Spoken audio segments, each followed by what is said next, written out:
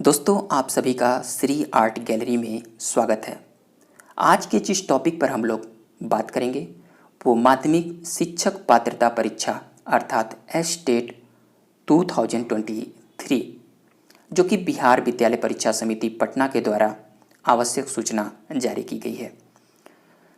दोस्तों, आप सभी लोगों को अवगत कराना चाहते हैं कि अभी हाल ही में बिहार राज्य में एक बहुत बड़े पैमाने पर वैकेंसी का शिक्षक बनने का सुनहरा मौका था, परंतु तमाम कैंडिडेट एसटेट क्वालिफाई न होने के कारण अयोग्य घोषित हुए और फॉर्म को फिलअप नहीं कर पाए। उसी को ध्यान में रखते हुए तमाम आंदोलन भी हुए और एक बार फिर बिहार विद्यालय परीक्षा समिति के द्वारा एसटेट 2023 कराने की सहमति बनी। तो आप सभी लोगों को अवगत कराना चाहते हैं कि एक बार फिर से आप लोगों को एक नया रिक्रूटमेंट देखने को मिलेगा, इसलिए आप सभी लोग जल्द से जल्द एसटेट 2023 क्लियर करें और ये प्रमाण पत्र आप लोगों के लिए लाइफ टाइम होगा। चाहे वो पेपर 1 जो कि माध्यमिक स्तर पर होगा और पेपर 2 जो कि उच्च माध्यमिक स्तर पर होगा। पेपर 1 जो होगी वो टीजीटी कैंडिडेटों के लिए होगी और पेपर 2 जो होगी वो पीजीटी कैंडिडेटों के लिए पात्र होगा।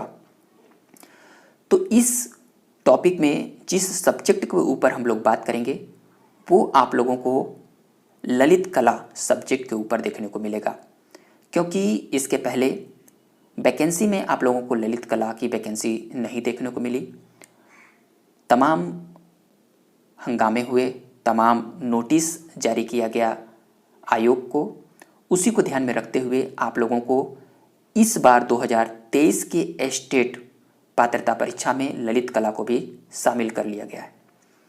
तो आप सभी लोगों के लिए गुड न्यूज़ है। जितने भी fine art, applied art, sculpture, history of art, BA painting, MA painting के क्या कैंडिडेट इस पात्रता परीक्षा में एलिजिबल होंगे, हर एक पहलुओं पर बात करेंगे।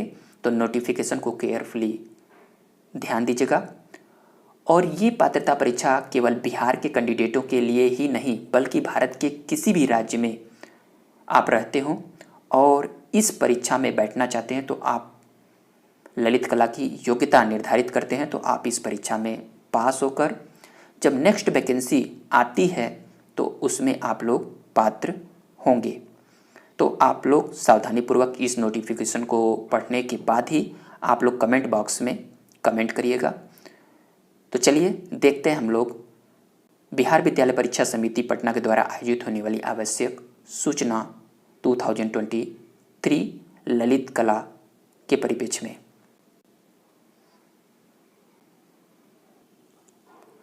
दोस्तों, सर्वप्रथम आप लोग ध्यान दीजिएगा परीक्षा की संरचना पर।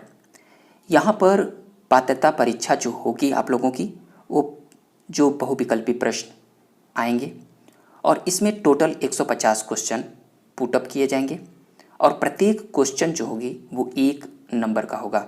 निगेटिव मार्किंग नहीं होगा, परंतु इस परीक्षा में नॉर्मलाइजेशन स्कोरिंग सिस्टम का प्रावधान किया गया है।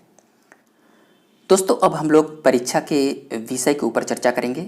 जो पेपर 1 होगा वो माध्यमिक स्तर पर अर्थात टीजीटी के सब्जेक्ट के ऊपर होगा। जो टीजीटी की वैकेंसी आएगी उसमें जिन जिन सब्जेक्ट को एलिजिबल किया गया है यहाँ पर पात्रता परीक्षा में वो दिए गए हैं। तो यहाँ पर आप लोग देख रहे हैं कि बहुत ही क्लियर नोटिफिकेशन जारी किया गया है। विषय समूह, विषय कोड और शैक्षणिक अर्हता, यहाँ पर तमाम विषय की शैक्षिक अर्हताएँ निर्धारित की गई हैं। तो आइए सीधे हम लोग चलते हैं अपने ललित कला सब्जेक्ट के ऊपर। स्क्रॉल करेंगे और नीचे जाएंगे तो आप लोगों को नोटिफिकेशन देखने को मिलेगा। यहाँ 4th पॉइंट पर आप लोग देख रहे हैं ललित कला विषय है और इसका जो विषय कोड आप लोग देख रहे हैं 115 अर्थात 115 है। इसकी शैक्षिक अर्हता जो निर्धारित की गई है आप लोग स्पष्ट शब्दों में देख रहे हैं कि न्यूनतम 50% अंकों के साथ किसी मान्यता प्राप्त विश्वविद्यालय अथवा मान्यता प्राप्त बोर्ड या संस्थान से ललित कला विषय में स्नातक उपाधि अर्थात कहने का तात्पर्य कि आप लोगों को ललित कला विषय में डिग्री होनी चाहिए। और यहाँ पर साफ शब्दों में लिखा गया है अथवा उसके समकक्ष अर्हता के बारे में बात की गई है। तो दोस्तों, समकक्ष अर्हता जो ललित कला के अकॉर्डिंग है एनसीटी को क्लियर करना चाहिए, परंतु यहाँ पर क्लियर नहीं किया गया है। और एक महत्वपूर्ण बातें यहाँ पर लिखी भी गई है कि मान्यता प्राप्त संस्था के संबंध में किसी प्रकार का विवाद उत्पन्न होने पर प्रशासनिक विभाग का निर्णय अंतिम होगा। तो विवाद जो भी होंगे वो एनसीटी के गाइडलाइन के अकॉर्डिंग होगा। तो यहाँ पर शैक्षिक अर्हता की अगर हम लोग बात करें तो आप सभी लोग जानते हैं कि जो बीएफए एमएफए के कैंडिडेट हैं वो तो एलिजिबल हैं। तो क्या बीए पेंटिंग, एमए पेंटिंग और तमाम आर्ट्स एंड क्राफ्ट के जो डिप्लोमा कोर्सेज होते हैं क्या इस परीक्षा में एलिजिबल हो सकते हैं? क्या इस परीक्षा में बीएड की भी वैधता रखी गई है? तो दोस्तों, मैं आप सभी लोगों को बताना चाहता हूं कि कुछ सब्जेक्ट जैसे हमारा ललित कला हुआ, नृत्य विषय हुए, संगीत कला के जो सब्जेक्ट होते हैं उसमें बीएड की अनिवार्यता नहीं रखी गई है। तमाम प्रकार के रूमर आप लोगों के समझ देखने को मिलेंगे जो कि आप लोग सवाल करेंगे, परंतु आप लोगों को मैं बार बार चेतावनी देता हूं कि बीएड यह एक ऐसा सब्जेक्ट है जो कि एक अपने आप में प्रोफेशनल सब्जेक्ट माना जाता है और इसमें शायद सेंट्रल गवर्नमेंट की जो भी वैकेंसी होती है इसमें बीएड की अनिवार्यता, सीटेट की अनिवार्यता नहीं होती है। उसी प्रकार से आप लोगों ने देखा कि एनसीईटी के गाइडलाइन में बिहार विद्यालय शिक्षक परीक्षा का जो नोटिफिकेशन जारी किया गया उसमें ललित कला सब्जेक्ट में भी बीएड की अनिवार्यता नहीं रखी गई है। सिर्फ और सिर्फ अगर आप ललित कला विषय में 50% अंकों के साथ अगर डिग्री निर्धारित करते हैं तो आप लोग इस परीक्षा में बैठ सकते हैं। और ये परीक्षा आप लोग पास करने के बाद बिहार में आने वाली जो टीजीटी की वैकेंसी माध्यमिक स्तर पर होगी उसमें आप लोग एलिजिबल होंगे। अगर ये परीक्षा पास नहीं करेंगे तो आप लोग बिहार में आने वाली परीक्षा में एलिजिबल नहीं होंगे। तो आप लोगों के लिए बहुत इंपॉर्टेंट है कि इस परीक्षा को जल्द से जल्द पास करें और आप लोगों को एक न्यू रिक्रूटमेंट बहुत ही जल्द देखने को मिलेंगी। आइए बात कर लेते हैं हम लोग इसके और भी पॉइंटों के ऊपर।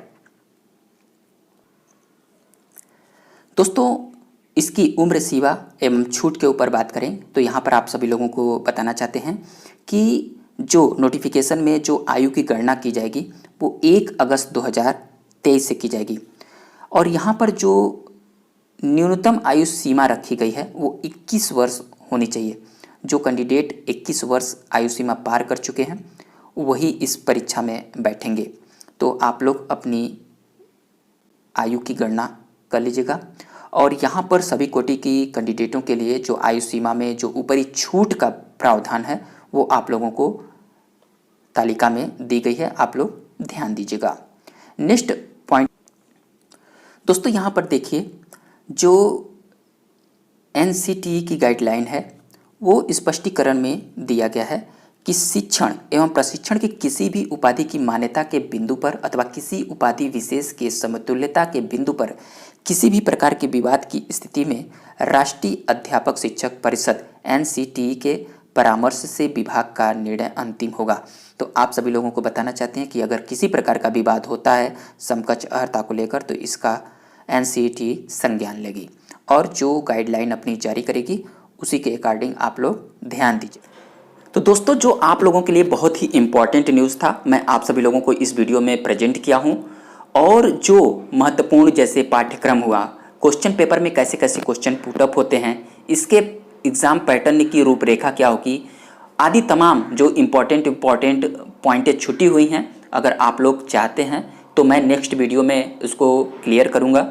और आप लोगों को जो आवेदन पत्र भरने की जो तिथि है वो 9 अगस्त 2023 से प्रारंभ हो चुकी है और इसकी लास्ट डेट जो रखी गई है वो 23 अगस्त 2023 रखी गई है। तो जो भी विजुअल आर्ट ललित कला के कैंडिडेट हैं अगर अपनी योग्यता निर्धारित करते हैं तो फॉर्म फिलअप करने से पहले आप लोग नोटिफिकेशन को अच्छे से पढ़ने के बाद ही अपने फॉर्म को फिलअप करिएगा। तो आज की इस वीडियो में बस इतना ही। अगर वीडियो पसंद आए तो प्लीज़ लाइक करिएगा और विजुअल आर्ट के सभी दोस्तों में अधिक से अधिक शेयर करिएगा, क्योंकि जब कोई भी अधिक लंबी हम लोगों को लड़ाई लड़नी पड़ी किसी भी समकक्ष अर्हता के बारे में तो आप लोग अधिक से अधिक वीडियो को शेयर करिएगा, जिससे हमारी संख्या अधिक होने के परिप्रेक्ष्य में हम लोग कुछ आगे की लड़ाई लड़ सकते हैं। आज के टॉपिक में बस इतना ही।